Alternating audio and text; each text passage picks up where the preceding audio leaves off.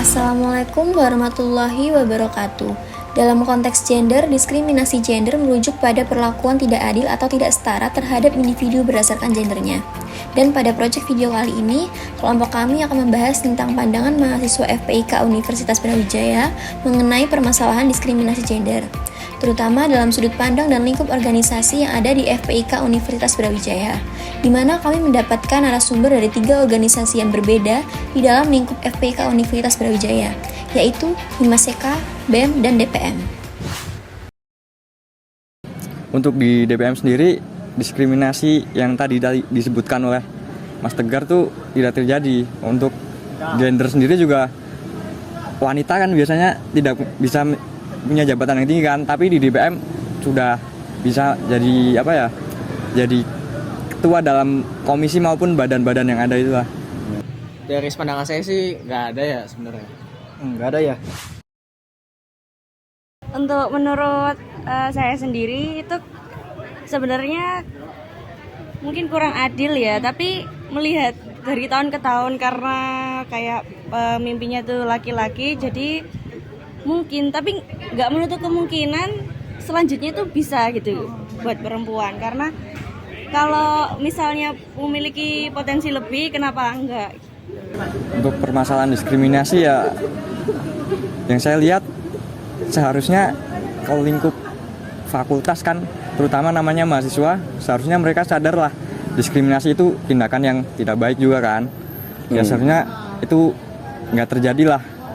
Kalau menurut pandangan saya, kalau memang diskriminasi di gender gitu sebenarnya kan nggak boleh, soalnya kan kita harus lihat dari gender dia laki atau perempuan. Padahal sebenarnya bisa juga gender dia perempuan tapi dia lebih mendominasi, dia lebih ahli di bidangnya itu. Berarti menurut Mas itu kita harus menilai orang dari kemampuannya ya? Ya, dia kemampuannya. Oke. Ya itu menurut aku salah satu faktornya ya, itu jadi kayak pandangan yang dulu-dulu, atau kayak laki-laki harus nomor 1 atau jadi pemimpin, yang perempuan itu istilahnya kayak kasarannya di nanti dulu gitu. Itu salah satu faktornya. Yang paling utama sih faktor media sih Mas. Karena penyebaran dari media itu sangat cepat, apalagi di zaman sekarang kan Mas. Sehingga diskriminasi gitu, kalau perspektif orang menangkapnya beda-beda, ya itu pasti akan terjadi gitu lah Mas, dari penyebaran media tersebut. Mungkin karena ini ya budaya dari orang tua zaman dulu juga, jadi kayak masih patriarki gitulah. Jadi masih mikir kalau laki-laki itu paling berkuasa di bawah perempuan. Kalau untuk sekarang kayaknya udah berkurang ya, kayak aku lihat-lihat juga banyak perempuan-perempuan yang jadi seperti pemimpin kayak per divisinya gitu. Jadi itu udah mulai banyak sih, jadi kayak berkembang, udah meninggalkan yang stereotip dulu-dulu itu. Pemicunya ya tadi tuh media, pemicu dari konten-konten lah, seperti media, penyebaran media yang tidak jelas sumbernya gitu kan, seperti memicu adanya diskriminasi juga kan itu. Ya itu sih. Sama pemikiran orang kira-kira termasuk pemicu nggak Mas? Nah, pemikiran orang juga kan ada orang yang gitulah komunikasi yang dia bersifatnya mempengaruhi gitu. Oke. Sehingga itu juga pemicu. Mungkin faktor sosial sih, kayak faktor pertemanan juga, pergaulan. Solusinya menurut aku sendiri itu kayak lebih mencari informasi-informasi, belajar lebih tentang seperti kajian gender gitu, supaya mengerti kayak pentingnya kayak setara gitu.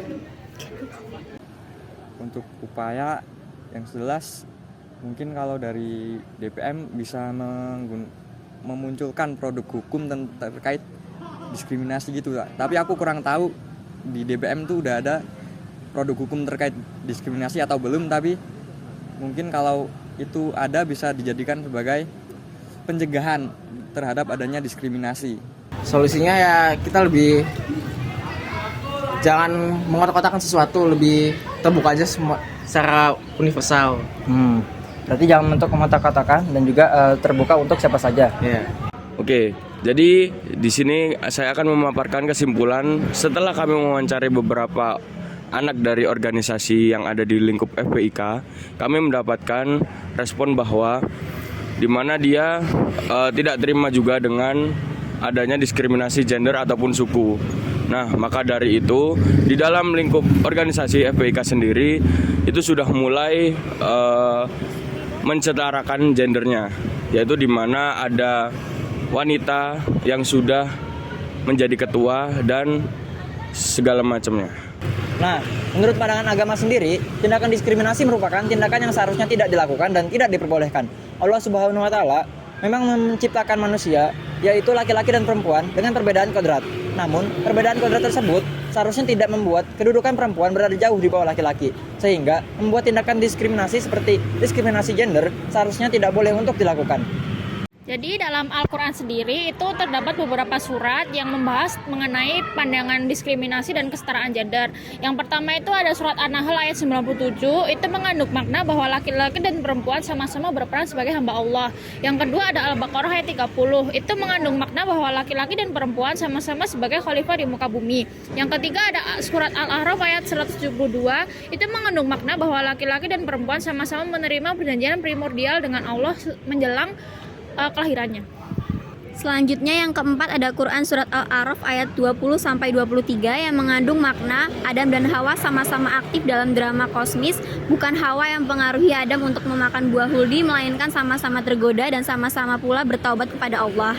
Dan yang terakhir ada Quran surat Al-Imran ayat 195, Quran surat An-Nisa ayat 124 dan Quran surat Ghafir ayat 40 yang mengandung konsep kesetaraan gender yang ideal dan memberikan ketegasan bahwa prestasi individual baik dalam bidang spiritual maupun urusan karir profesional tidak mesti dimonopoli oleh salah satu jenis kelamin saja. Kami harap dengan adanya video ini, mahasiswa dari universitas manapun bisa menerapkan seperti apa yang ada di Fakultas Perikanan dan Ilmu Kelautan Universitas Brawijaya.